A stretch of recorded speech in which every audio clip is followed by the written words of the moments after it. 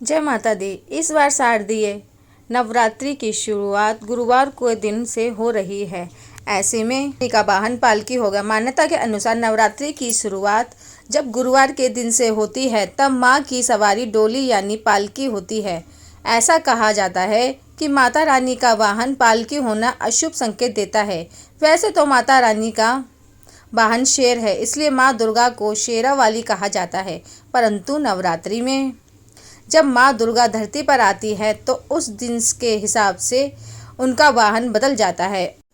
और इस बार शारदीय नवरात्रि की शुरुआत सूर्य ग्रहण के साये में होगी।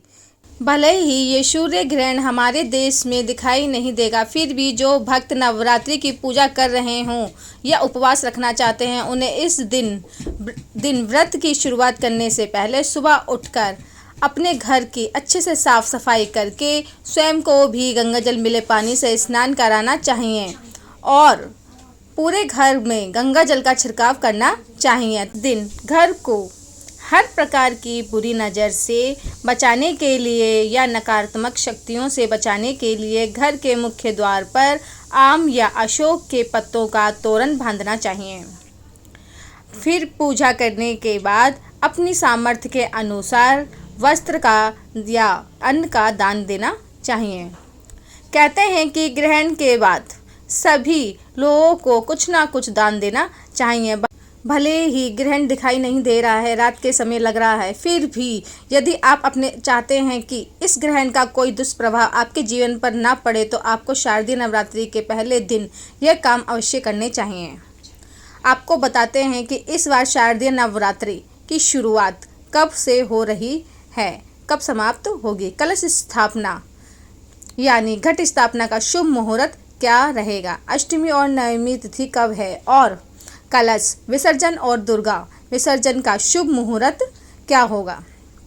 साल 2024 में शारदीय नवरात्रि प्रारंभ होंगी 3 अक्टूबर गुरुवार से और नवरात्रि का समापन होगा 12 अक्टूबर शनिवार को।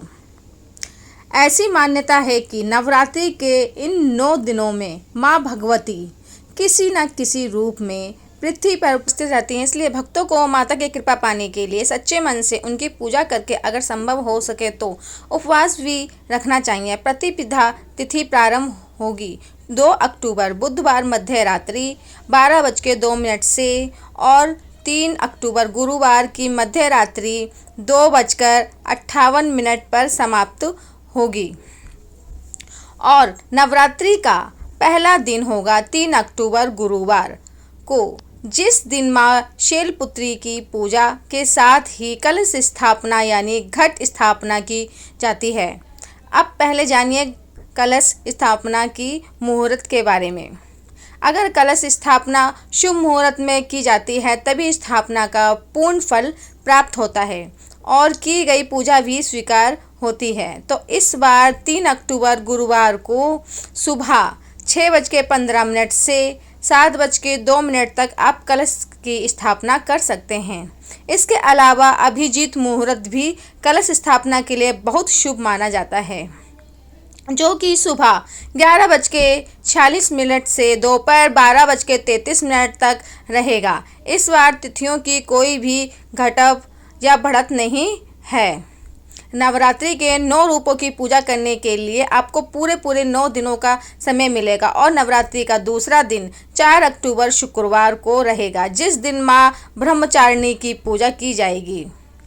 तीसरा दिन 5 अक्टूबर शनिवार माँ चंद्रघंटा की पूजा इस दिन की जाती है। चौथा दिन 6 अक्टूबर रविवार माँ कुष्मांडा की पूजा की जाती है।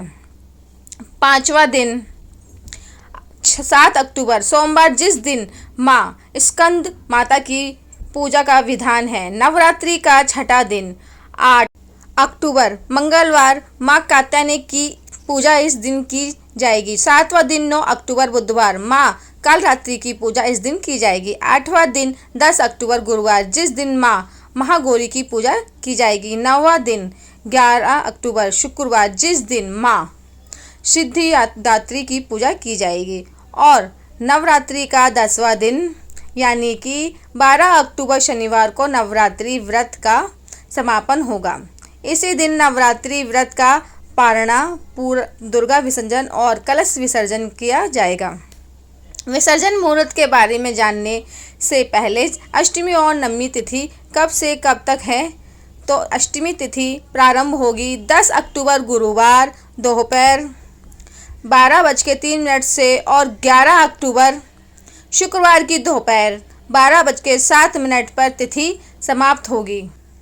नौवीं तिथि प्रारंभ होगी 11 अक्टूबर शुक्रवार दोपहर 12:08 से और 12 अक्टूबर शनिवार सुबह 10:05 पर नववीं तिथि का समापन होगा। दसवीं तिथि, जिसे विजयदशमी के रूप में मनाया जाता है, 12 अक्टूबर शनिवार सुबह 10:05 से प्रारंभ होकर 13 अक्टूबर रविवार की सुबह 9:09 तक रहेगी। नवरात्रि व्रत में कलश विसर्जन का दुर्गा विसर्जन हमेशा दसवीं तिथि को शुभ मुहूर्त में ही करना चाहिए। इस बार कलश विसर्जन का शुभ मुहूर्त रहेगा 12 अक्टूबर शनिवार को सुबह 10:59 से शाम 5 बजे तक। विसर्जन के इस शुभ मुहूर्त में आपने 9 दिन तक जो भी पूजा सामग्री जैसे अक्षत, पुष्प, आम के पल्लव या जल आदि पूजा में प्रयोग किए हैं, उसका विसर्जन आप इस शुभ मुहूर्त में कर सकते हैं। यह भी आज की वीडियो जानकारी अच्छी लगी है तो प्लीज़ मेरा चैनल सब्सक्राइब कीजिए, बेल आइकन दबाना ना भूलें ताकि आने वाली वीडियो का नोटिफिकेशन आप तक सबसे पहले पहुंचे। तो वीडियो यहाँ पे समाप्त करते हैं। राधे राधे। फिर मिलेंगे नई वीडियो के साथ, नई जानकारी के साथ।